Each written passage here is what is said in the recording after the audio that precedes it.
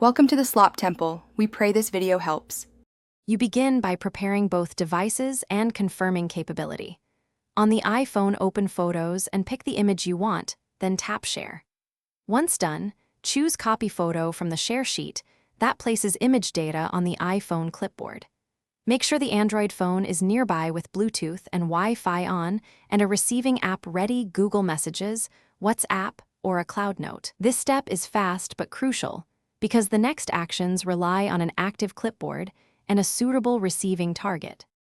Now move the photo from iPhone clipboard into an app that can relay it to Android. On the iPhone, paste into Google Keep, an email draft, or a chat thread in WhatsApp by long pressing the text area and choosing Paste or Attach. If Paste isn't visible, tap the paperclip to add the saved image. Then send or sync the note. Make sure the chosen service syncs across platforms.